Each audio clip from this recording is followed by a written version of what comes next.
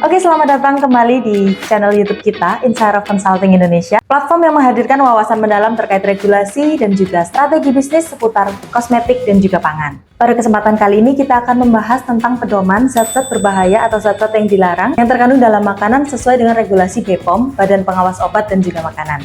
Dan pembahasan kali ini sangat penting untuk manufaktur dan juga distributor yang ingin memastikan bahwa produk mereka memenuhi standar keamanan pangan di Indonesia. Dan untuk membahas lebih lanjut, kita sudah kedatangan bintang tamu yang sangat spesial, yaitu Saudari Salsa, seorang ahli dari Insight of Consulting Indonesia. Selamat datang, Salsa. Ya, terima kasih. Oke, terima kasih sudah datang di channel kami sebagai narasumber pada hari ini tentunya. Sebagai pengantar nih ya, sebelum kita masuk ke topik yang lebih dalam tentang zat-zat berbahaya tadi, bisa tolong dibantu dijelaskan kenapa BPOM itu sangat ketat dalam mengatur bahan-bahan yang dikandung atau yang digunakan dalam suatu produk makanan. Tentu saja karena BPOM sendiri dia punya tujuan, gimana tujuannya itu untuk melindungi kesehatan dari masyarakatnya sendiri. Nah, jika tidak diawasi dengan ketat, beberapa zat berbahaya mungkin akan ada pada makanan. Oke. Jadi diperlukan untuk peraturan-peraturan yang mengawasi makanan tersebut. Karena biasanya beberapa pabrik itu atau beberapa produsen itu dia secara sengaja untuk menambahkan bahan berbahaya kepada makanan. Secara sengaja? Tuh. Boleh diulangi nggak? Ini kok sepertinya topiknya menarik ya? Secara sengaja, karena mungkin untuk makanan-makanan tertentu, misalkan dia supaya ya lebih awet, lebih tahan lama. Oh ya. Jadi zat-zat berbahaya yang seharusnya tidak untuk makanan mereka tambahkan. Tapi tujuannya sebenarnya untuk pengawet ya, bukan untuk mencelakai kita sebagai konsumen. Cuman kan itu seharusnya tidak boleh tambahkan kan? Karena tidak baik untuk kesehatan kita. Nah tadi kan dikatakan secara sengaja menambahkan zat-zat yang berbahaya ke dalam makanan. Tapi sebenarnya tujuannya untuk kualitas atau dia ada banyak macam-macam sih kalau misalkan dari produsen. Contoh misalkan kayak ada produsen yang kayak menambahkan bahan pewarna berbahaya. Jadi misalkan ada yang namanya tuh rodamin B. Dia itu pewarna yang digunakan untuk industri tekstil. Di mana industri tekstil itu nantinya kalau ditambahkan ke makanan, nanti makanannya itu akan warnanya lebih mencolok. Lebih menarik ya maksudnya. Jadi sebenarnya tujuannya itu pewarnanya tadi itu untuk makanannya ini supaya lebih menarik gitu ya. Warna-warnanya lebih cantik, lebih terang. Kemudian ada bahan-bahan apa lagi yang? Ya, atau misalkan dari pewarna lain ada methanol yellow. Dia juga sama. Pewarna untuk tekstil, sama juga dia untuk pewarna makanan dan dia juga berbahaya untuk tubuh. Oh mungkin ditaruh di permen gitu ya? Iya, seperti atau di kerupuk kan dia nanti jadi permen ya. Nah pasti kan selain pewarna itu kan ada bahan-bahan lain yang ditambahkan ke makanan yang mungkin sebagai konsumen tidak terpikirkan sama sekali, tetapi dari segi produsen itu menambah nilai jualnya mereka kan? Iya. Nah itu ada bahan-bahan apa lagi? Nah contohnya lain ada dari bahan yang pengawet yang dilarang. Pengawet yang dilarang contohnya kita sering dengar kan ada yang istilah katanya boraks atau formalin. Iya. Dimana kalau formalin itu dia nanti bikin si makanan itu lebih tahan lama. Expirednya biar lebih panjang gitu ya. Jadi dia nggak cepet basi. Itu biasanya ditemuin kayak di mie basah. Oh iya, mie basah dalam kemasan. Iya, betul. Kemudian apa lagi? Ada juga kalau di supermarket itu ya. Biasanya kalau di boraks dia taunya sih bakso gitu ya? Iya, biasanya dia di bakso atau di yang bahan makanan yang dia itu makanan-makanan yang kenyal. Dia jadi lebih kenyal gitu. Ada zat lain mungkin? Jadi ini zatnya sebenarnya dia berbahaya dan dilarang oleh BPOM. Nah, apalagi? Buatan yang berbahaya ada siklamat dan sakarin. Tapi itu sebenarnya boleh, tapi kalau dosisnya berlebihan itu nggak baik. Nah iya, siklamat dan sakarin ini saya sering dengar dan saya sering baca di kemasan makanan dan minuman yang ada di supermarket itu ada kandungan bahan itu. Iya. Jadi sebenarnya tidak dilarang kan? Tidak dilarang, hanya saja ada batasan minimumnya kak. Ada batasan maksimal. Persentasenya ya, oke. Di peraturannya, di regulasinya itu ada batasannya. Selain itu juga ada zat beracun sama logam berat yang biasanya ditemuin. Seperti misalkan ada timbal atau merkuri. Jadi kan sebaiknya kalau makanan itu higienis ya kak. Tidak ada logam berat yang terkandung. Karena kan itu juga berbahaya untuk tubuh. Itu makanan asli atau makanan olahan? Kenapa bisa ada Itu Zat-zat itu. biasanya kalau misalkan proses produksinya tuh nggak hygiene gitu. Oh, oke. Iya, jadi dia Terkontaminasi. iya, Ya, betul, oke. terkontaminasi. Jadi dia mengandung logam berat atau zat-zat yang beracun. Ya. Itu. Nah, kalau boleh tahu, taunya dari mana terkandung bahan-bahan itu? Kita harus tes lab, Kak.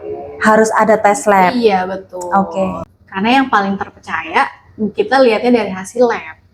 Nah, kemudian setelah kita bahas ya, zat-zat yang berbahaya yang secara tidak sengaja tadi terkandung dalam makanan. Nah, sebagai produsen atau distributor, bagaimana caranya kita tahu bahwa produk mereka, makanan mereka itu tidak mengandung zat-zat berbahaya itu atau tidak melebihi batas kadar zat yang dibutuhkan?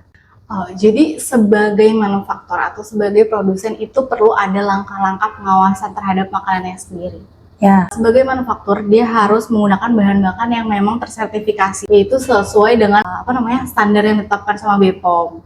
Oke, bahan bakunya ya. Iya, bahan bakunya memang harus yang tersertifikasi, yang bahan-bahan baku baik. Dia juga harus melakukan uji laboratorium secara berkala. Tes lab itu tadi ya, iya, tes labnya itu berkala. Iya, jadi nggak cuman kalau misalkan kita mau izin edar aja kita lakuin, nggak juga. Karena tes lab itu memiliki rentang waktu 1 tahun. Jadi kalau misalkan 1 tahun kayak ya harus dites lagi, kan random sampling kita. Oh iya pernah denger ya. Iya, okay. Random test. Satu base itu biasanya ada kayak mereka harus tes lab untuk memastikan bahwa setiap yang diproduksi itu baik. Jadi tes labnya itu tadi ada random sampling? Iya, random test. Jadi random test setiap 1 tahun. Sebenarnya setiap orang produsen itu, manufaktur itu harus dia kalau misalkan memproduksi itu biasanya harus ada hasil lab testnya. Oke. Iya. Nah, tapi kan harus berkala nih. Iya, tadi betul. Kan expirednya dari tes labnya itu 1 tahun. Jadi kalau bisa idealnya setiap tahun ada random sampling tadi. Iya, betul. Ada random sampling di setiap batch ya. Di setiap batch, yang diproduksi. Gitu. Selain itu juga si manufaktur harus mengikuti prosedur registrasi BPOM yang memang harus sesuai gitu, sesuai dengan arahan BPOM, sesuai dengan regulasinya BPOM gitu. Hal itu untuk mendapatkan izin edar yang sah, izin edar yang benar seperti itu. Selain itu, manufaktur harus menerapkan sistem keamanan pangan secara internasional, yaitu ada Good Manufacturing Practice atau GMP sama Hazard Analysis and Critical Control Plans. Jadi di mana si manufaktur itu harus punya standar keamanan pangannya sendiri yang secara internasional. Jadi jatuhnya nanti si pabrik itu akan diaudit dan nanti dia akan mendapatkan sertifikat yang namanya GMP atau HACCP itu sendiri. Sebelum dipasarkan. Betul. Ya maksud saya tadi. Iya. Oke. Jadi dari si pabriknya itu harus sudah punya ini dulu. Sistem keamanan pangannya harus punya lisensi ya, Pak? Iya, istilahnya sertifikat. Iya, oke. Nah, itu tadi kan kalau dari sisi produsen dan distributor. Nah, bagaimana kalau dari sisi konsumen? Iya. Bagaimana caranya kita tahu suatu makanan ini aman atau tidak dikonsumsi? Biasanya dari BPOM itu sendiri punya regulasi di mana setiap kemasan yang dicetak atau diedarkan itu harus punya izin edar BPOM. Nomor izin edarnya itu harus tertera di kemasan. Iya, betul. Kemudian dan izin edar itu bisa sebagai konsumen kita bisa cek melalui ada aplikasinya, aplikasi BPOM. Oke. Nanti kita bisa cek, oh ini produk ini sudah terdaftar belum izin edarnya. Oke, jadi mungkin kalau ada waktu senggang, waktu kita di supermarket ya, saat kita di supermarket. Atau kalau kita misalkan worry, kira-kira ini udah aman nggak? Terutama mungkin buat anak kecil ya, makanan untuk balita itu kan biasanya kita harus agak lebih worry ya. Iya, betul. Oke, itu kita bisa cek ya sebagai konsumen. Oke. Kemudian ada trik-trik lain lagi nggak? Iya, selain itu kita bisa lihat juga dari warna-warna dari si makanan tersebut. Biasanya ada makanan-makanan yang kayak mencolok banget gitu. Misalnya sereal terlalu merah gitu ya. Gitu. Atau kayak permen-permen kan kayak itu kita suka banget kan kayak warnanya cantik. Iya, tapi betul. Itu kayak itu juga patut dicurigai sebenarnya Kak, karena terlalu terang gitu. Atau juga misalkan produk-produk yang bau-baunya tuh menyengat gitu Kak. Itu bisa kita cek juga di kemasan ya? Iya, betul. Oke. Jadi sebagai kesimpulan dari obrolan kita siang hari ini, regulasi yang sudah ditetapkan oleh BPOM itu memiliki peran yang sangat penting untuk menjaga kesehatan dan keamanan pangan di Indonesia. Oleh karena itu bagi setiap pelaku industri makanan ini ya, sebagai produsen dan juga sebagai distributor itu wajib memastikan bahwa setiap produk yang dipasarkan itu sudah memenuhi standar yang ditetapkan oleh BPOM. Nah, Kalau boleh tahu nih, berapa lama sih waktu yang dibutuhkan untuk kita sebagai distributor atau produsen itu mendaftarkan produk kita untuk mendapatkan nomor izin edar BPOM? Itu balik lagi pada produknya produsen atau produknya itu kategorinya masuknya apa. Oke. Dia seberapa rumit posisinya, seberapa rumit bahan-bahannya. Misalkan contoh kayak dia ada bahan baku di mana buahnya tidak ada di Indonesia, itu lebih sulit kan Kak.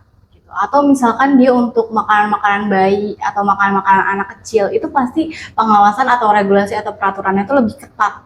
Ada batasannya, nggak boleh pakai bahan ini, nggak boleh pakai bahan itu, seperti itu. Oh, bisa jadi juga ada bahan-bahan yang dari negara asalnya itu tidak ada di Indonesia ya? Iya, betul. Nah, kalau kasusnya seperti itu bagaimana? Itu nanti dibalikin lagi kesepakatan dari, kita harus tanya BPOM-nya.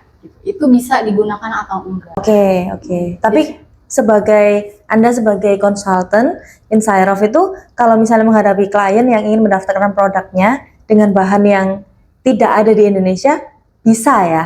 Bisa seharusnya. Jadi kita harus tanya dulu BPOM. Sebenarnya itu di master bahan bakunya gitu, biasanya dia membolehkan untuk bahan-bahan yang mirip. Diganti atau bagaimana? Jadi bahan yang sekira-kiranya mirip dengan bahan yang aslinya itu bisa digunakan. Oke. Jadi nanti kita daftarinnya apa, tapi tertulis di kemasannya itu akan bahan baku yang aslinya. Oh, oke.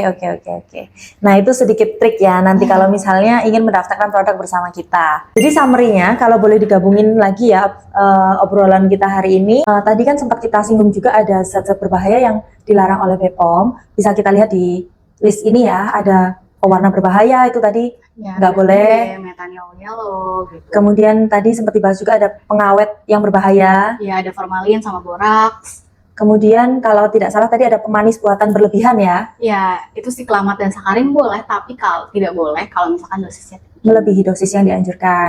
Kemudian tadi yang terkontaminasi tadi ada kandungan logam berat dan zat beracun. Oh iya, betul. Dan kalau boleh kita review lagi sebagai produsen dan distributor, cara untuk memastikan bahan-bahan kita tadi itu sudah aman atau tidak, caranya biasanya bahan baku tersebut udah ada sertifikatnya. Oh ya, sertifikat bahan baku. Kemudian tadi ada uji lab berkala. Kemudian ikuti prosedur registrasi BPOM secara resmi. Kalau prosedur registrasi BPOM secara resmi itu mungkin nanti yang akan dibantu oleh Insyrof ya. Kemudian ada kalau tidak salah tadi standar keamanan internasional tadi seperti standar keamanan pangan itu ada GMP dan HACCP. HACCP, oke. Itu kalau dari sisi produsen. Bagaimana kalau dari sisi konsumen nih? Bagaimana cara kita mengetahui? Yang perlu kita ingat, kita bisa cek banget nomor izin BPOM-nya, izin edarnya yang ada di kemasan. Kita juga bisa ya menghindari produk-produk yang warnanya itu mencolok dan aromanya terlalu menyengat. Dan juga kita pilih produk dari produsen yang terpercaya. Oke, itu tadi summary page-nya. Anda bisa screen capture kalau mungkin mau. Dan terima kasih Salsa atas penjelasannya yang begitu padat dan singkat pada siang hari ini. Dan sangat informatif sekali. Semoga wawasan ini dapat berguna bagi kita sebagai produsen, distributor, atau bahkan konsumen. Jadi pastikan sekali lagi produk makanan yang Anda konsumsi dan Anda distribusikan sudah memenuhi syarat yang ditetapkan oleh BPOM. Oke, bagi Anda yang ingin mendapatkan informasi seputar bisnis makanan dan juga regulasi terkait, silakan klik tombol like, subscribe, dan juga share. Dan jangan lupa nyalakan lonceng notifikasi agar Anda tidak ketinggalan video-video terkait informasi bisnis dan juga regulasi berikutnya. Sampai jumpa di video kami berikutnya.